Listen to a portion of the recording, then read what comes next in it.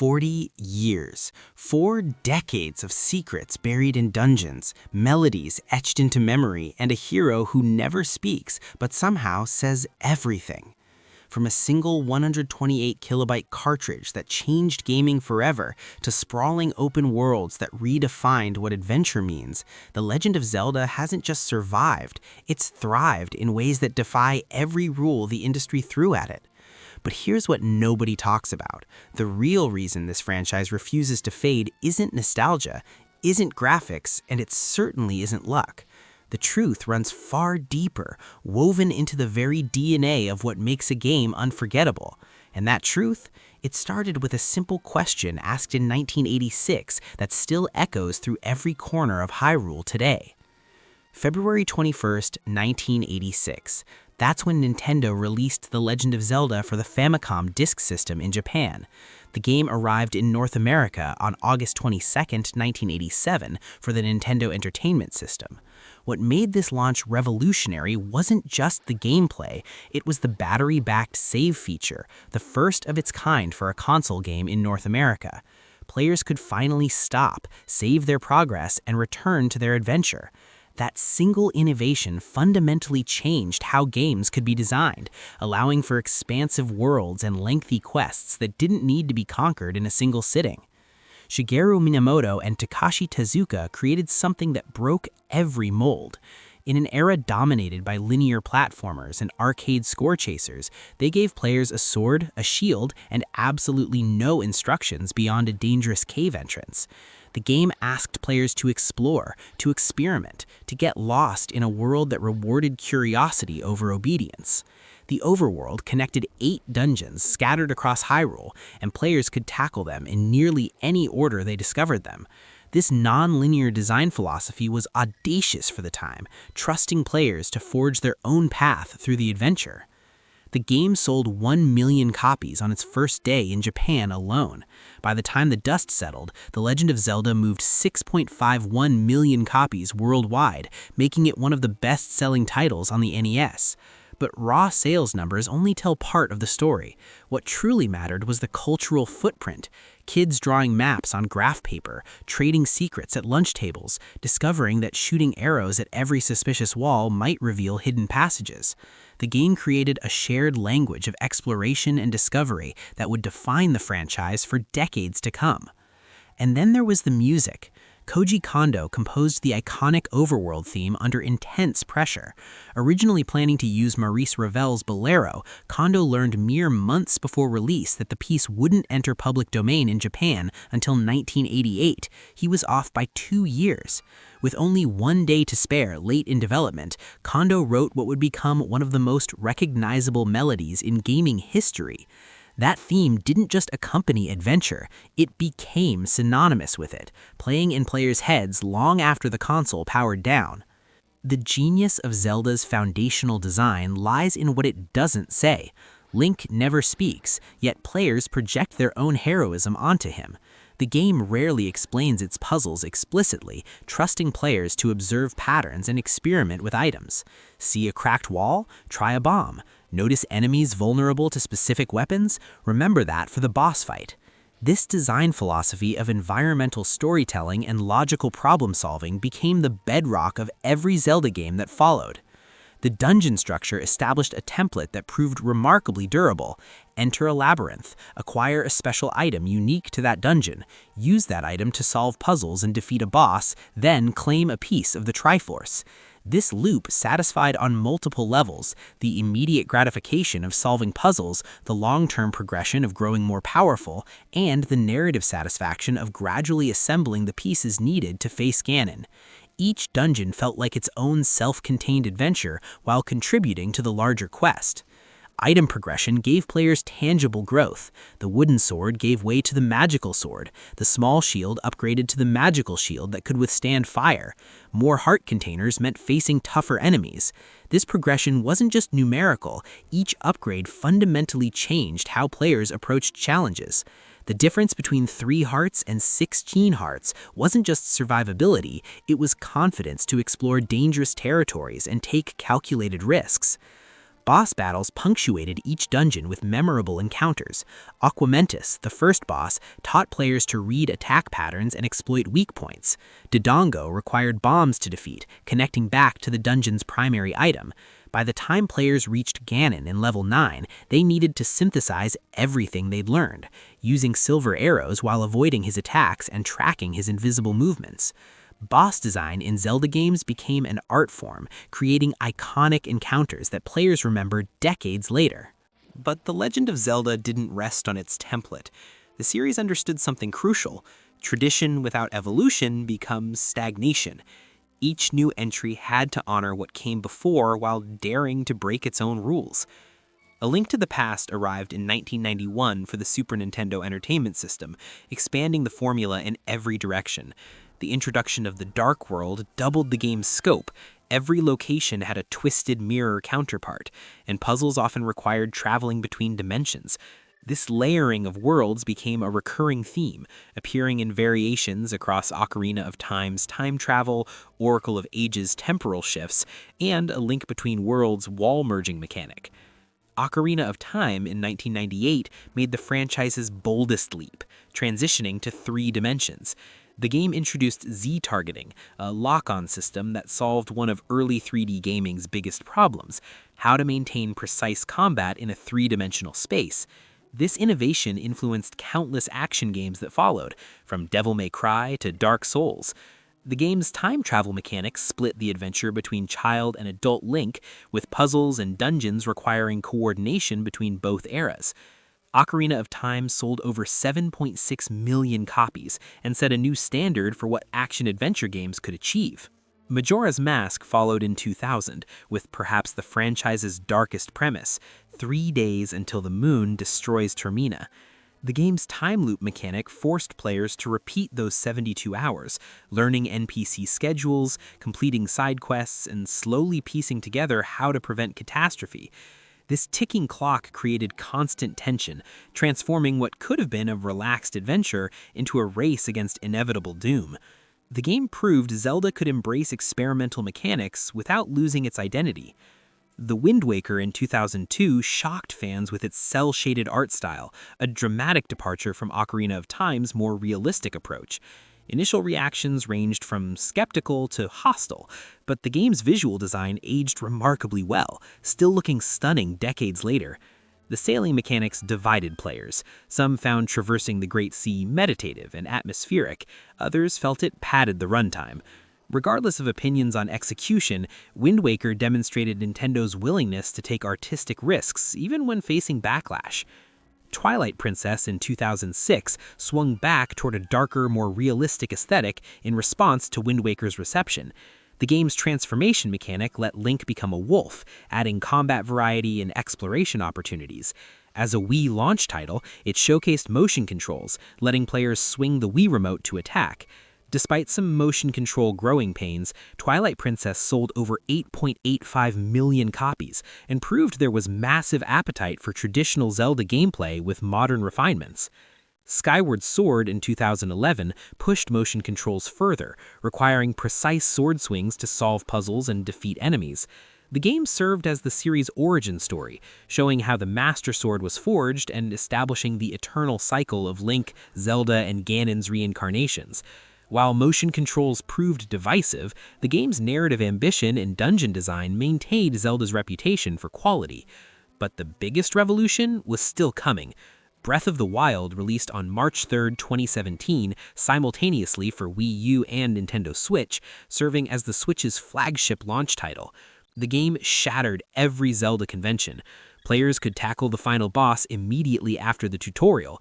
Dungeons became optional. The game gave players a paraglider, climbing mechanics, and a stamina system, then set them loose in Hyrule with minimal guidance. Breath of the Wild's open world wasn't just large, it was reactive. Wooden weapons burned near fire, metal weapons conducted electricity during storms, and ice melted under heat sources. The physics engine enabled emergent gameplay, where creative solutions often worked even if developers never explicitly intended them.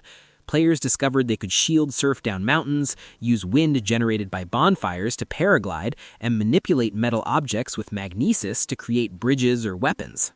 The shrine system replaced traditional dungeons with 120 smaller puzzle chambers, each offering a self-contained challenge, while some fans missed sprawling multi-room dungeons.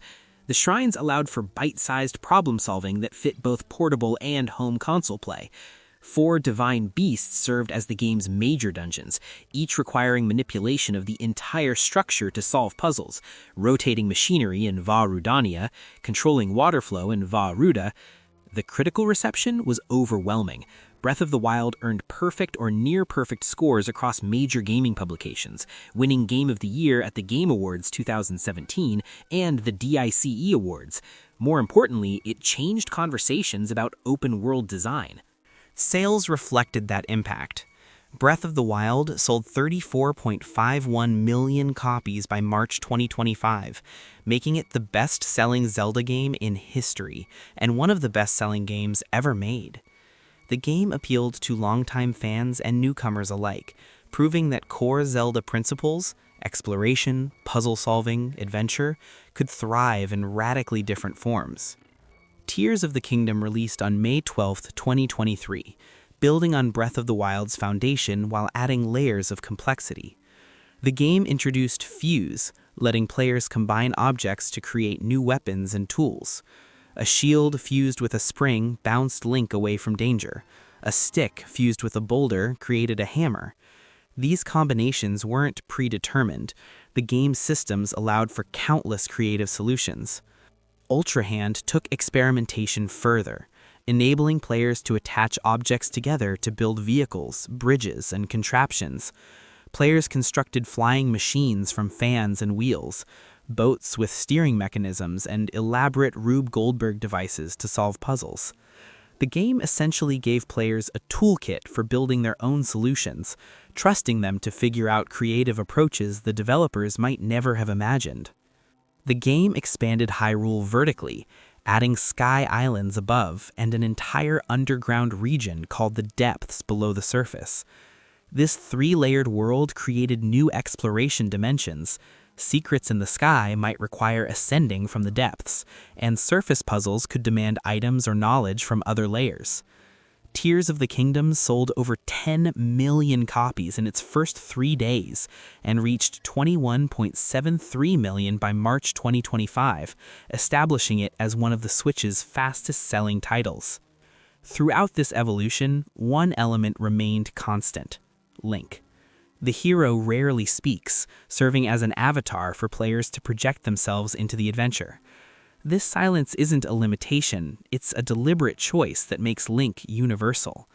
Whether facing Ganon in 1986 or Ganondorf in 2023, Link embodies courage, determination, and the willingness to face impossible odds. The narrative expanded from simple rescue the princess plots to complex lore spanning millennia. The official Zelda timeline, published in Hyrule Historia in 2011, revealed 3 branching timelines stemming from Ocarina of Time. One timeline follows the hero's success, leading to Wind Waker. Another follows the adult timeline after Link returns to childhood, leading to Twilight Princess. A third, downfall timeline depicts what happens if Link fails, leading to A Link to the Past and the original Legend of Zelda. This timeline canonized decades of speculation while opening new debates. Breath of the Wild's placement remained deliberately vague, occurring in the distant future long after other games. The ruins scattered across Hyrule reference multiple timeline branches, suggesting potential convergence or a completely new continuity. This ambiguity lets players engage with lore as deeply or casually as they prefer. Princess Zelda evolved from damsel in distress to active participant. In Ocarina of Time, she disguised herself as Sheik to guide Link. In Wind Waker, she was revealed to be the pirate captain Tetra. In Breath of the Wild, Zelda struggled with her role, spending a century holding Calamity Ganon at bay before Link awakened. The 2024 release of Echoes of Wisdom finally made Zelda the main playable character, letting her save Link for once, in a reversal of the traditional formula. Ganon himself transformed from a pig-like monster into Ganondorf, the Gerudo king whose ambition and power hunger drive him to seek the Triforce. His motivations vary across incarnations, but his role as the embodiment of power, 1/3 of the Triforce's balance between power, wisdom, and courage, remains constant. This cyclical conflict, established in Skyward Sword, creates a mythic quality where heroes and villains are reborn across ages to fight the same eternal battle. Beyond Hyrule's borders, The Legend of Zelda reshaped the gaming industry. The franchise pioneered environmental storytelling, teaching players through design rather than dialogue. Suspicious cracks in walls, bombable floors, movable blocks. These visual cues created a language that players learned to read. Countless games adopted this approach, trusting players to observe and experiment. The puzzle action-adventure blend influenced titles from Darksiders to Okami to Horizon Zero Dawn. The importance of item-gated progression, where acquiring new tools opened previously inaccessible areas, became fundamental to Metroidvania design and open-world exploration. Breath of the Wild's physics-based sandbox inspired everything from Genshin Impact to Elden Ring, showing how systemic design could create emergent gameplay. But Zelda's impact extends beyond mechanics. The franchise became a cultural phenomenon, spawning orchestral concerts that tour globally. Symphony of the Goddesses has performed for millions of fans, transforming Koji Kondo's compositions into full orchestral arrangements that highlight the music's complexity and emotional depth. These concerts prove that game music deserves recognition alongside film scores and classical compositions. Speedrunning communities formed around Zelda games, discovering exploits and sequence breaks that let players complete games in minutes instead of hours. Ocarina of Time's any % world record sits under 4 minutes through precise glitches that warp Link directly to the final boss. These communities showcase the game's depth. Even after decades, players find new ways to break and reimagine experiences Nintendo carefully crafted. The franchise's reach extends into academia, with scholars analyzing Zelda's narrative structures, gender representation, and cultural influences. The games provide case studies for game design courses, demonstrating pacing, difficulty curves, and player motivation. Zelda became more than entertainment. It became a lens for understanding interactive media's potential. Merchandise exploded into countless forms: action figures, art books, clothing, and replicas of iconic items like the Master Sword and Hylian Shield. The attention to detail in official merchandise reflects the franchise's commitment to quality. Even a replica ocarina must play the correct notes. This dedication to authenticity deepened fans' connection to the world. Looking toward the future, Zelda stands at an interesting crossroads.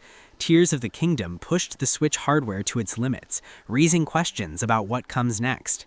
An enhanced port was announced for the Nintendo Switch 2, scheduled for June 5, 2025, alongside a Breath of the Wild port, suggesting Nintendo sees these titles as foundational for its next console generation.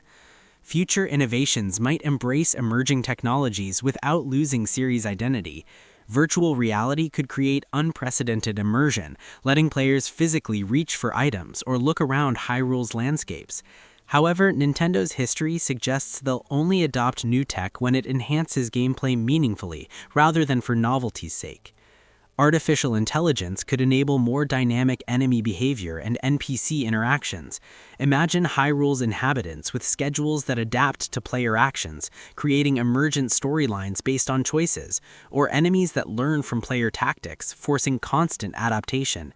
These possibilities exist within technology's near future, and Zelda games have always pushed hardware creatively. But technology alone doesn't explain Zelda's longevity. The series endures because it understands something fundamental. The best adventures are the ones players feel they're creating. From that first moment stepping out of the cave in 1986 to paragliding off the Great Plateau in 2017, Zelda games excel at making exploration feel personal. The world presents possibilities, but players decide what matters, where to go, and how to overcome obstacles. This philosophy appears in small details. Players might never find every heart piece or complete every side quest, but that's fine. The adventure is theirs to shape. Speedrunners can race to credits, while completionists can spend hundreds of hours collecting every Korok seed. Both approaches are valid because Zelda games provide framework without prescription. The emotional core matters too. That moment when the Ocarina of Time theme swells as players first see Hyrule Field, the satisfaction of finally solving a puzzle after being stuck for hours, the quiet beauty of watching sunset illuminate Hyrule from a mountaintop. These moments transcend gameplay mechanics, creating memories that persist long after consoles are powered down. 40 years later, what makes The Legend of Zelda truly endure isn't any single innovation, mechanic, or technological achievement. It's the commitment to a philosophy established in 1986. Trust players with freedom, reward curiosity, and create worlds worth exploring. Every dungeon solved, every secret discovered, every boss defeated reinforces why adventure games exist, to transport players to places where courage, wisdom, and power shape destinies. The franchise has sold over 150 million copies across all titles, generated billions in revenue, and created memories for generations of players. But numbers only scratch the surface. Zelda's legacy lives in the kid drawing dungeon maps, the speedrunner finding impossible shortcuts, the composer writing fan arrangements, and the millions of players who hear that iconic theme and instantly remember how it felt to first pull the Master Sword from its pedestal. The next 40 years promise new innovations, technologies, and stories. Hyrule will continue evolving, Link will face fresh challenges, and Zelda will grow beyond traditional boundaries. But at its core, the franchise will remain what it's always been, an invitation to adventure, a puzzle waiting to be solved, and a reminder that sometimes the greatest journeys begin with a single step into the unknown. Whether that step comes from an 8-bit overworld or a photorealistic open world matters less than the courage to take it. The legend continues not because it must, but because after 40 years, players still want to answer that call to adventure. And as long as that desire burns, as long as curiosity drives exploration and wonder fuels discovery, The Legend of Zelda will endure, one heart container, one puzzle, one unforgettable moment at a time.